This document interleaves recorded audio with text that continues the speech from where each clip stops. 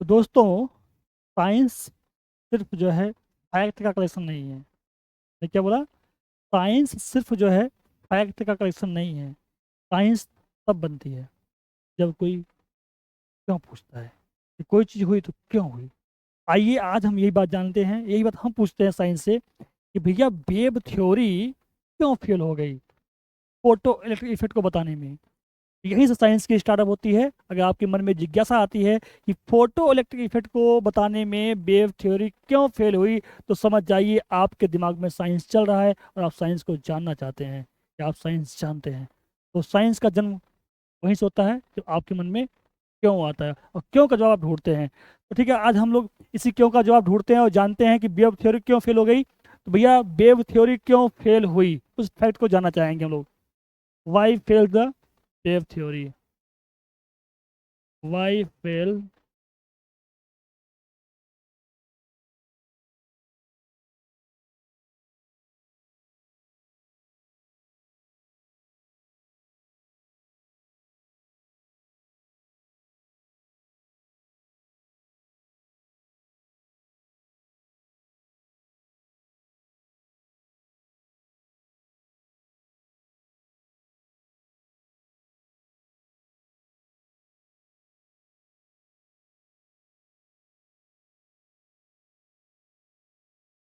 तो wave theory क्यों fail हो गई बताने में। भैया वेव थ्योरी में क्या है, हम कंपैरिजन करते हैं, दोनों बातों को समझ लेते हैं।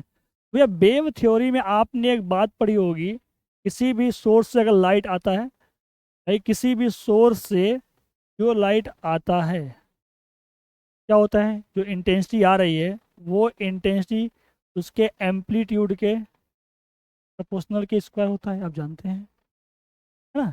आई क्या है यहाँ पे, इंटेंसिटी जो है एम्पलीट्यूड के स्क्वायर के प्रोपोर्शनल होता है। मतलब जैसे जैसे इंटेंसिटी बढ़ेगी, या बोलो कि क्या बोलो, एम्पलीट्यूड जब बढ़ेगा, एम्पलीट्यूड जब बढ़ेगा तो इंटेंसिटी आपकी बढ़ेगी, है ना, इंटेंसिटी आपकी बढ़ेगी। मतलब जैसे जैसे इंटेंसिटी बढ़ती जाएगी तो क्या होगा, जिस भी सरफेस के ऊपर लाइट पड़ रही है उसकी एनर्जी भी क्या होगी, उसकी एनर्जी भी क्या होगी, इंक्रीज होगी। कैसे? क्योंकि इंटेंसिटी क्या होता है, energy per unit area per unit time पर सेकेंड, है ना। कह सकते हैं कि सर यहाँ पे जो है एनर्जी जो है या इंटेंसिटी जो है एनर्जी डिपेंडेंट। तो भाई अगर देखो एम्पलीट्यूड बढ़ेगा तो इंटेंसिटी बढ़ेगी और इंटेंसिटी बढ़ेगा तो एनर्जी बढ़ेगी। तो इसका मतलब ये था कि भैया वेव थ्योरी के अकॉर्डिंग अगर लाइट बढ़ती जाए, मतलब मान लो आप धूप में बैठे हो, धूप बढ़ती जा रही, धूप बढ़ती जा रही, मतलब इंटेंसिटी बढ़ती जा रही है, तो इंटेंसिटी जब बढ़ती जाएगी तो क्या होगा, यहाँ एनर्जी बढ़ता जाएगा। एनर्जी बढ़ेगा तो इसके अंदर जो इलेक्ट्रॉन है, या जो भी यहाँ इलेक्ट्रॉन है, क्या हो रहा है, उस इलेक्ट्रॉन की एनर्जी आहिस्ते आहिस्ते बढ़ेगी। तो आहिस्ते आहिस्ते इसके अंदर स्टोर होगी। जो एनर्जी बढ़ेगी तो एनर्जी क्या होगी, एनर्जी यहाँ पे स्टोर होगी। और एनर्जी जब यहाँ पे स्टोर होगी तो क्या होगा भैया, यहाँ पे क्या होगा, इलेक्ट्रॉन तुरंत बाहर निकलेगा। आप यही कहेंगे सर इलेक्ट्रॉन बाहर आएगा।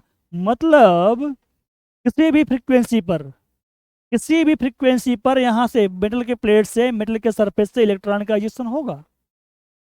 और जब लाइट पड़ेगी इंटेंसिटी बढ़ती जाएगी तो आहिस्ते आहिस्ते सरफेस यहाँ क्या होगा, हीट होगा, यहाँ इसकी एनर्जी बढ़ती जाएगी, तब जाके इलेक्ट्रॉन निकलेगा। मतलब हर फ्रीक्वेंसी पर, किसी भी फ्रीक्वेंसी पर चाहे जो फ्रीक्वेंसी हो, इलेक्ट्रॉन इमिट करेगा। ये थ्योरी ऐसा कह रही है, मैं नहीं कह रहा हूँ, वेव थ्योरी कह रही है। मतलब कि भाई आहिस्ते आहिस्ते धूप बढ़ रहा है, मतलब इंटेंसिटी बढ़ रही है भैया बहुत तेज से, थोड़ा टाइम लगेगा, एनर्जी यहाँ डिस्ट्रीब्यूट होगी। अब ये इलेक्ट्रॉन एनर्जी स्टोर करेगा सरफेस और फिर इलेक्ट्रॉन फुर्र से बाहर निकाल देगा। मतलब हर फ्रिक्वेंसी पे यहाँ इलेक्ट्रॉन का हिस्सा होगा और टाइम लगेगा। जब भाई एनर्जी स्टोर होगी, इतना एनर्जी जब स्टोर कर लेगा तब जाकर निकलेगा। मतलब ये टाइम टेकन भी है, यहाँ पे तुरंत जो है टाइम लगता है, ये टाइम टेकन भी है, टाइम टेकन भी है, टाइम टेकन प्रोसेस भी है, यहाँ टाइम लगेगा। लेकिन ऐसा नहीं था जब आइंस्टाइन साहब हमने क्या किया, अपना एक्सपेरिमेंट किया, हालांकि ऐसा नहीं था। तो ऐसा क्या था भाई, यही तो हम क्यों जानना चाह रहे हैं, क्या क्यों है भाई। तो भैया लेनार्ड के एक्सपेरिमेंट में आपने यही देखा था ट्यूब वाले में ना, पिछले वीडियो में आपने देखा होगा हमारे, है ना।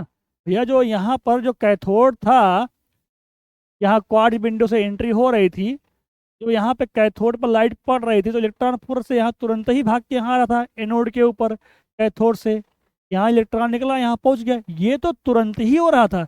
दिस वाज द स्पॉन्टेनियस, तुरंत तुरंत जैसे ही यहाँ पे लाइट पड़ी वैसे इलेक्ट्रॉन यहाँ आ गया, मतलब कोई टाइम लैग नहीं है। थोड़ा बहुत होता है, नैनो सेकंड का मान लिया जाए, इतना रहता है, ठीक है।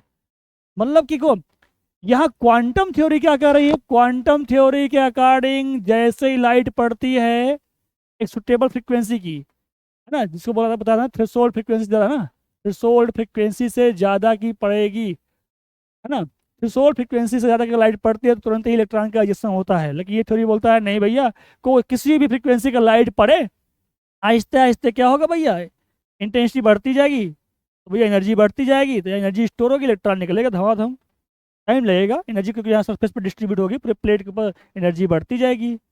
जबकि ऐसा नहीं था।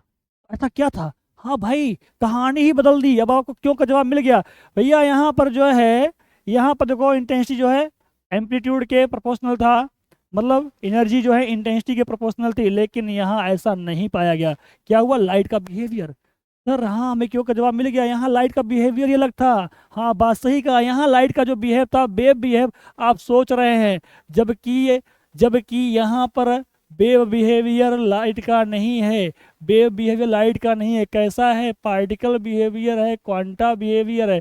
यही हमें वजह मिला, क्यों का जवाब मिला कि यहाँ बिहेवियर कुछ और था वेव में, लेकिन यहाँ बिहेवियर ऐसा नहीं है। तो क्या है भैया, यहाँ पर क्वांटा बिहेवियर है और यहाँ जो एनर्जी है क्या फ्रीक्वेंसी डिपेंडेंट है, ये होता है। और जैसे ही पड़ता है एनर्जी सुटेबल फ्रीक्वेंसी की, इलेक्ट्रॉन फटाफट निकल के कैथोड से एनोड पे पहुंचने लगते हैं और करंट का फॉर्मेशन होने लगता है। यहाँ आपने लगा दिया, क्या लगा दिया, एम्पियर मीटर, और आपको फटाफट यहाँ मिलती थी, आपने पिछले एनिमेशन में हमारे देखा हुआ था। तो आपका वजह मिला नहीं मिला, आपको ये जानने को मिल गया, क्या मिला कि वेव थ्योरी यहाँ पर क्यों फेल हो गई, बोलो हाँ।